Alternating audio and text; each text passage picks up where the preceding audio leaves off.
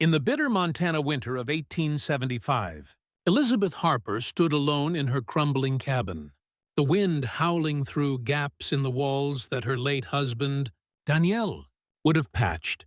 Her hands, rough from endless chores, clutched a worn shawl as she gazed at her two children, Clara, 10, and Samuel, 8, playing outside. Their laughter, bright but fleeting, pierced her heart, a reminder of how quickly joy could fade under hardship's weight. 4 months had passed since Daniel's death to pneumonia, leaving Elizabeth to face a failing homestead and a looming foreclosure.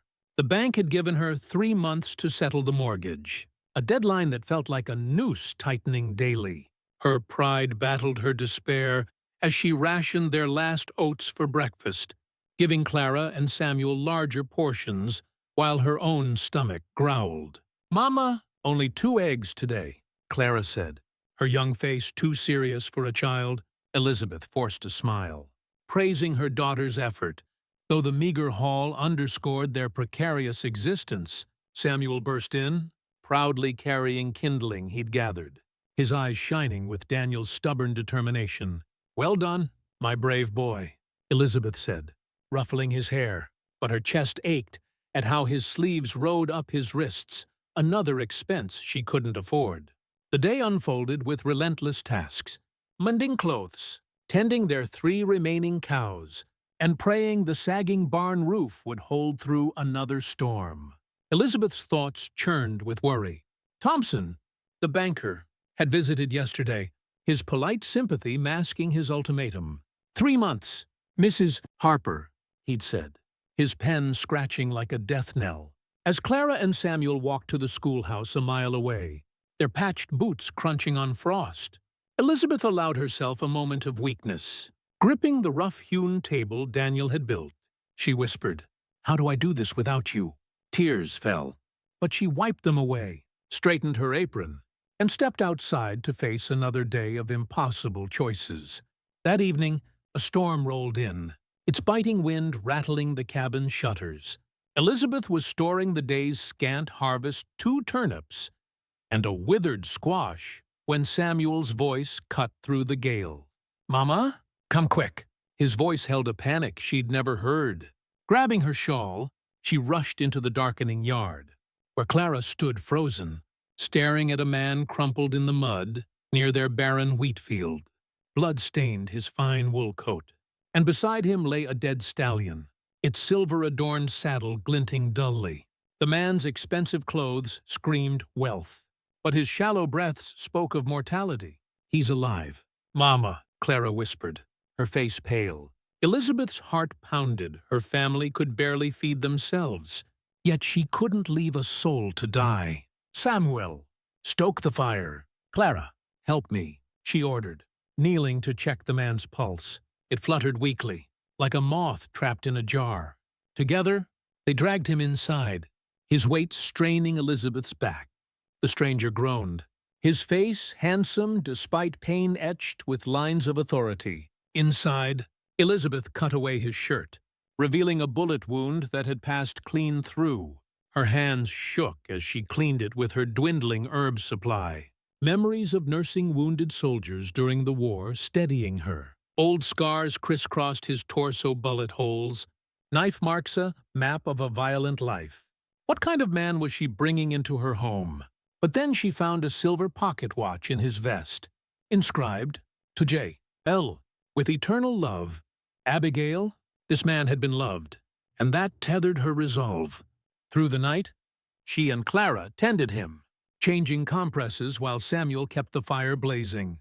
The stranger's fever spiked, his delirious mutterings revealing fragments of his story. "Abigail, forgive me. The papers, the Circle B."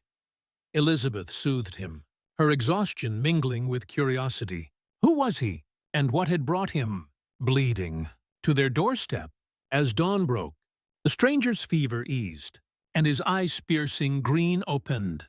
For a moment, he stared at Elizabeth, confusion shifting to gratitude. "You saved my life," he said, his voice rough but refined. She nodded, suddenly aware of her frayed dress and the cabin's stark poverty. Rest now. Questions can wait. He caught her hand as she rose, his grip firm.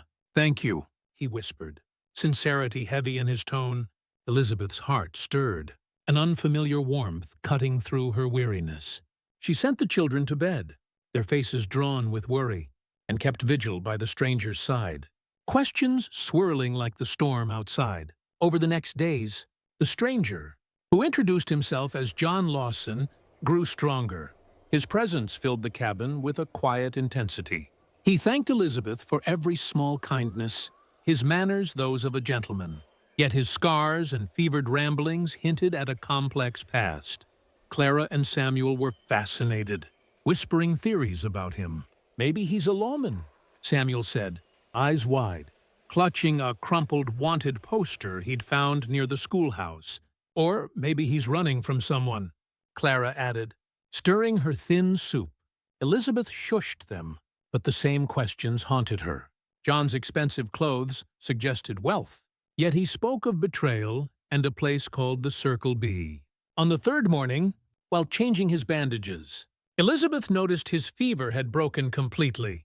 His green eyes followed her, clear and assessing. Your children are well-mannered, he said. You've done right by them. Her hands stilled, pride and sorrow warring within her. They've had to grow up fast, she admitted. He nodded, his gaze taking in the cabin's patched walls. Times are hard, yet you manage. Elizabeth bristled, pride flaring. We're not looking for charity, mister. A faint smile touched his lips. John Lawson. And I'd never presume to offer charity. Mrs. Harper. But I believe in paying debts. Before she could respond, Clara burst in, breathless. Mama, riders are coming. Fear laced her voice, and John's demeanor shifted instantly, his body tensing despite his wounds. Get the children to the root cellar, he ordered, struggling to rise. If anyone asks, you haven't seen me. Elizabeth's mind raced. Who was he hiding from? But there was no time for questions.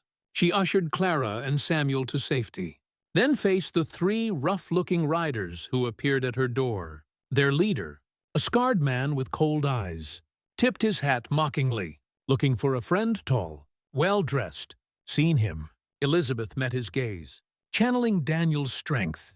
No visitors here. Now, I've got children inside, and I don't allow strange men near them. Her heart pounded, but she held her ground until they rode off, their predatory glances lingering on her property. That evening, after the children slept, Elizabeth confronted John, her voice low but firm. Those men weren't your friends. He accepted the tea she offered, his expression weary. No, ma'am, and thank you for protecting me. Though it must have cost you to lie. She settled into Daniel's old chair, fingers tracing its worn armrests. I didn't lie. I haven't seen their friend, just a wounded man who needed help. He smiled faintly, then handed her a folded document. It's time you knew who you're harboring. It was a deed to the Circle B, one of Montana's largest ranches, owned by John Lawrence Lawson. Elizabeth's breath caught.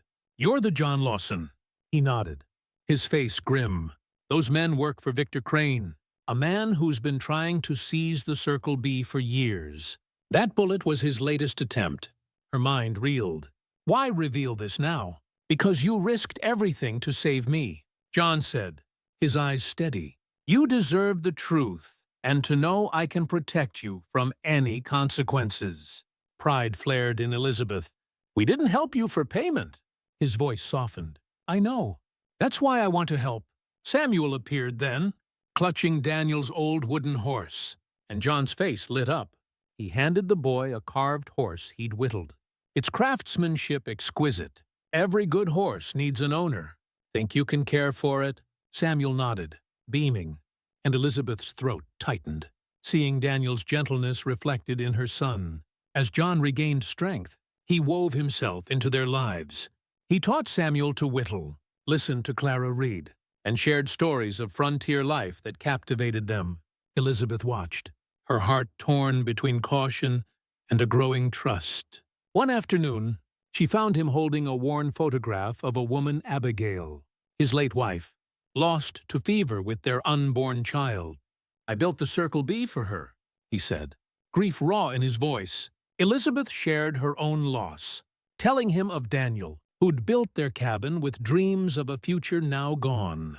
Their shared pain forged a quiet bond, a recognition of strength carved from sorrow. When John declared himself fit to ride, he placed a thick envelope on the table. "I've settled your mortgage," he said. Elizabeth's hand flew to her throat. Pride battling relief? "You had no right." He raised a hand, "Not charity. Elizabethan investment in people who showed me kindness." He offered a contract to manage a new breeding operation on her land, promising a wage and profits. "Your property is perfect for it. The children can learn ranching, continue their schooling." Her hands trembled as she read the terms. Practical yet life-changing. Clara's voice broke the silence. "Does this mean we can fix the barn?" John smiled. "If your mother agrees, yes, and maybe add horses for you and Samuel." Elizabeth took 3 days to decide, weighing pride against her children's future. She thought of Daniel, his dreams for their family, and signed the contract. The homestead transformed swiftly. New barn timbers rose. Workers arrived. Drawn by John's backing, gossip swirled in town, some warm, others judgmental, but Elizabeth ignored it, focusing on the joy in Clara and Samuel's faces as they learned to ride horses John chose for them. One spring day, a tornado struck. John rode in, warning of the twister. They worked as a unit, securing the horses. But a lightning-struck beam in the barn began to collapse. John shoved Samuel to safety, taking the blow himself. Elizabeth's heart stopped, but she rallied, using the pulley system John had taught them to brace the beam. Clara's knots and Samuel's calculations held the structure firm. In the storm cellar, as the tornado roared, Elizabeth tended John's bruised shoulder, their hands lingering. "You've given us the tools to protect ourselves," she said, gratitude and love intertwining. Clara added, "Being prepared is better than being afraid." And Samuel nodded. "Family takes care of each other." John's eyes glistened, his hand tightening on Elizabeth's. Weeks later, a threatening letter from Victor Crane arrived, warning of harm to Elizabeth's ready-made family. John revealed their history. Crane, a former partner, sought to control the territory. That night, Crane's men attacked, setting fires to draw them out. The family fortified the barn, Samuel activating the irrigation system to save the house. As gunfire erupted, John's old wound reopened. But the arrival of Circle B ranch hands turned the tide. Crane's men fled, and the homestead stood firm, a testament to their unity. In the aftermath, Clara and Samuel presented John with a carved box containing Daniel's gold ring. "Dad would want you to have it," Clara said.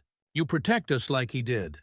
Tears in his eyes, John proposed to Elizabeth, slipping the ring onto her finger. "I love your children as my own," he said, "and I love their mother." Elizabeth, her heart full, agreed to marry him, knowing Daniel would approve. They wed in a community celebration, the barn transformed with flowers. John vowed to Clara and Samuel first, giving them pocket watches engraved with their new names, Clara Harper Lawson, Samuel Harper Lawson. To Elizabeth, he promised partnership and love.